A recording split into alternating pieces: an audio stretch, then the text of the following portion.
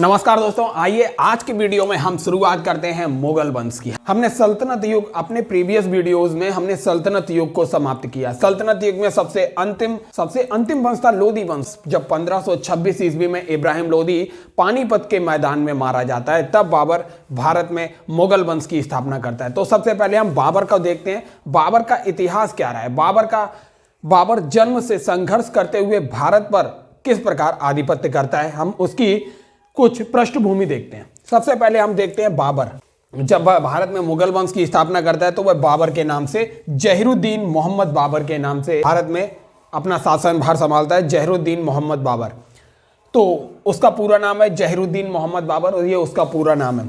तो देखते हैं सबसे पहले हम इसका जन्म जो होता है मध्य एशिया, जैसा कि आप देख रहे हैं ये है उज्बेकिस्तान एशिया में मध्य भाग में पड़ता है। तो इसका जन्म जो हुआ उज्बेकिस्तान अर्थात मध्य एशिया में इसका जन्म होता है, जो फरगना के नाम से जाना जाता है। फरगना में इसका जन्म होता है। देखते हैं ये हाइब्रिड प्रोडक्ट किस तरीके से आगे बढ़ता है। हाइब्रिड प्रोडक्ट का मतलब है इसका जो वंश था तैमूर, जो तुर्क थे, इसके पिता जो थे वो तैमूर वंशी थे। पिता का नाम था उमर शेख मिर्जा। उमर शेख मिर्जा इसके पिता थे जो तैमूरी थे। और इसकी माँ जो थी कुतलुग निगार खानम, वो चंगेज खां के वंशज अर्थात मंगोल वंश से थी। वो मंगोलों से थी और ये तुर्क से थे। इसके पिता तुर्की और माता मंगोल थी। और इन दोनों की शादी के परिणाम स्वरूप जन्म होता है बाबर का। जब उमर शेख मिर्जा फरगना का शासक था, उमर शेख मिर्जा की मृत्यु हो जाती है। उस समय बाबर केवल 12 वर्ष का था। 1494 ईस्वी में उमर शेख मिर्जा अर्थात इसके पिता की मृत्यु हो जाती है। तो 12 वर्ष की अल्प आयु में ही इसे फरगना का शासक बनना पड़ता है अपनी पिता की मृत्यु के बाद। दरअसल होता यह है, जब यह फरगना का शासक बनता है तो इसके चाचा के मन में लालच आ जाता है। और चाचा के मन में लालच आता है तो चाचा इसके गद्दी से कुछ समय के बाद उतार देते हैं। अब हम यहां से शुरू होता है इसका संघर्ष। जब इसके चाचा बाबर को गद्दी से उतार देते हैं, यहां से इसका संघर्ष शुरू होता है। हम देखेंगे ये मेनली 3 जगह पर आक्रमण कर रहा होता है। या तो समरकंद जो उज्बेकिस्तान का एरिया है, समरकंद वहां पर आक्रमण करेगा। और या तो फिर अफगानिस्तान के जो 2 रीजन है, एक काबुल है, एक कांधार है। इन 3 जगह पर इसके मेन आक्रमण हुए।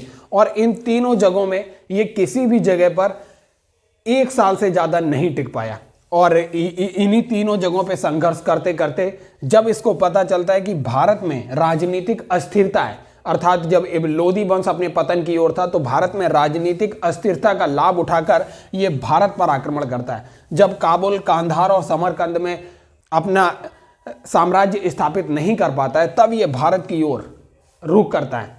तो अब हम देखते हैं कि ये किस तरीके से रुख कर रहा होगा। सबसे पहले एरिया है, क्योंकि इसका जन्म हुआ उज्बेकिस्तान में, तो अपने उज्बेकिस्तान जो जन्म का एरिया है, फरगना का शासक रह चुका है। फरगना में इसके चाचा हैं, चाचा भी राज्य कर रहे हैं। तो उसी समय ये जब फरगना से इसके चाचा इसको हटा देते हैं, तब ये समरकंद पर आक्रमण करता है। जब समरकंद पर आक्रमण करता है 1496 ईस्वी में, 1494 में शासक बनता है फरगना का।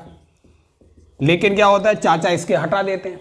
तो फिर ये 1496 ईस्वी में आक्रमण करता है समरकंद पर आक्रमण करेगा। 1496 में जब समरकंद पर आक्रमण करता है तो 7 महीने लग जाते हैं इसको, 7 मास लग जाते हैं समरकंद को जीतने में। जैसे ये समरकंद को जीतता है, इसे पता चलता है कि जो फरगना में इसके चाचा राज्य कर रहे थे, वहां पर सैन्य विद्रोह हो जाता है। इसके चाचा के हाथ से भी ये फरगना चला जाता है। तो ये क्या करता है, समरकंद को सैनिकों के हवाले कर देता है और रुख करता है फरगना की ओर। और पता चलता है फरगना में भी इसे विजय हासिल नहीं हो पाती है और समरकंद में भी सैनिक विद्रोह हो जाता है। और इस तरीके से 1496 में ये दोनों तरफ, फरगना और समरकंद दोनों हार जाता है और इसके पास कोई भी राज्य नहीं बचता है। फिर ये क्या करता है, 1501 लगभग 5 साल के बाद ये 1501 ईस्वी में पुनः समरकंद को जीतने जाता है। समरकंद को पुनः जीतने का प्रयास करता है। लेकिन क्या होता है, ये 1501 ईस्वी में पुनः समरकंद को जीत लेता है। लेकिन जीतने के क्रम में फिर मोहम्मद शैबानी नाम का एक उज्बेक है, फिर वह विद्रोह करता है और समरकंद फिर इसके हाथ से चला जाता है 1501 ईस्वी में। अब क्या होता है, 1501 के बाद ये 3 साल तक, 1501 से लेकर 1504 तक अपनी सैन्य व्यवस्था को मजबूत करता है। सैनिक व्यवस्था को मजबूत करने के बाद जब इसको समरकंद में विजय हासिल नहीं हुई तो इसने अफगानिस्तान और उज्बेकिस्तान के बीच जो हिंदुकुश की पहाड़ियां हैं उनको क्रॉस करता है। क्रॉस करने के क्रम में ये काबुल पर आक्रमण करता है। काबुल पर आक्रमण 1504 ईस्वी में करता है। 1504 में आक्रमण करके काबुल को अपने हिस्से में मिला लेता है। अब ये काबुल का साम्राज्य इसके हाथ में आ चुका है। 1504 में 1501 से लेके 1504 तक ये निर्वासित रहता है और 1504 में ये काबुल को जीत लेता है। अब काबुल को जीतने के बाद क्या करता है, केवल 2 साल तक काबुल पर ही रह पाता है। इसका फिर यहाँ सैन्य विद्रोह झेलना पड़ता है और 1506 ईस्वी में इससे काबुल भी छीन जाता है। काबुल भी 1506 ईस्वी में छीन जाता है। उसी दरमियान ये हेरात, काबुल के पास में ही एक हेरात नाम की जगह है जो अफगानिस्तान में, हेरात पे भी विजय हासिल करता है, लेकिन हेरात भी इसके हाथ से चला जाता है।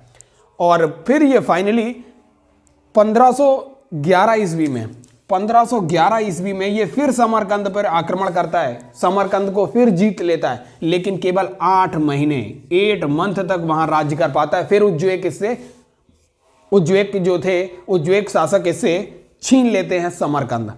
फिर फाइनली जब इसको पता चलता है कि नॉर्थ साइड उज्बेकिस्तान अफगानिस्तान में पार पाना मुश्किल है, तो ये भारत के सिंध वाले प्रांत पर आक्रमण करता है और सिंध वाले प्रांत को जीत लेता है।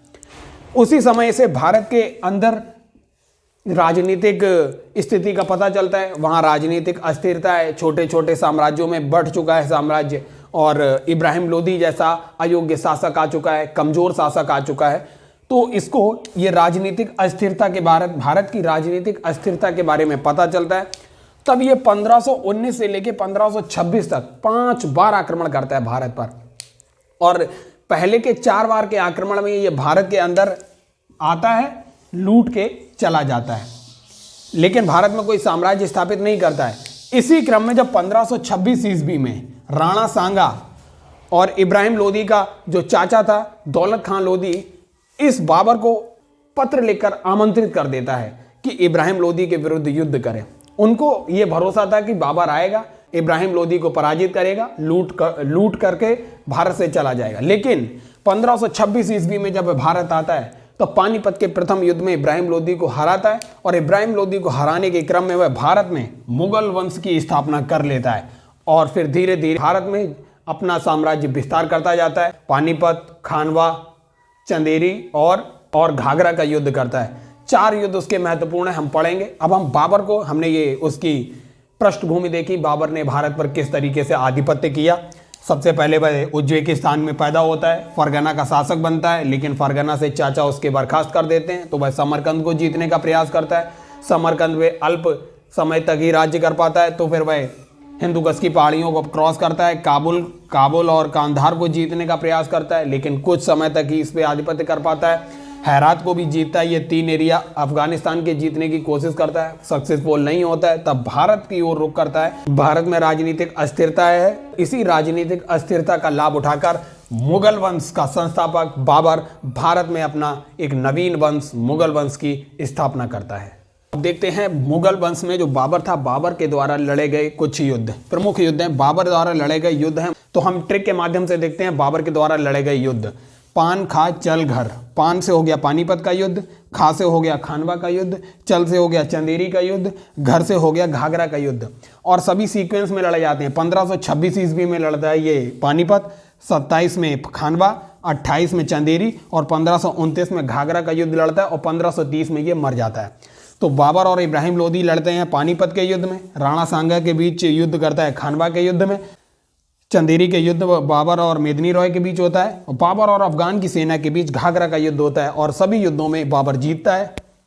और इन प्लेसेस को देखते हैं कि ये पानीपत, खानवा, चंदेरी, घाघरा भारत में कौन कौन से स्टेट में पड़ते हैं। तो आपको पता है पानीपत जो है वो हरियाणा स्टेट में पड़ता है पानीपत, और खानवा जो है उत्तर प्रदेश में पड़ता है। आगरा से 35 किलोमीटर की दूरी पर है ये खानवा, जहां पर वो राणा सांगा को पराजित कर देता है बाबर। फिर इसके बाद चंदेरी जो है मध्य प्रदेश में पड़ता है, ये अशोकनगर डिस्ट्रिक्ट है मध्य प्रदेश में, वहीं पड़ता है चंदेरी। यहीं का शासक था मेदिनी रॉय। मेदिनी रॉय को ये चंदेरी के युद्ध में बाबर हरा देता है। फिर इसके बाद आता है घाघरा का युद्ध। घाघरा का युद्ध अफगान सेना के बीच लड़ा जाता है, बाबर और अफगान सेना के बीच। तो जो अफगान की सेना थी वो बिहार वाले रीजन में थी, इसीलिए आपको आइडिया होना चाहिए घाघरा का युद्ध जो हुआ था वो बिहार रीजन में हुआ था। बिहार में ये घाघरा है। तो पानीपत हरियाणा में है, खानवा यूपी में है, चंदेरी अशोकनगर डिस्ट्रिक्ट में एमपी में है और घाघरा जो है बिहार में है।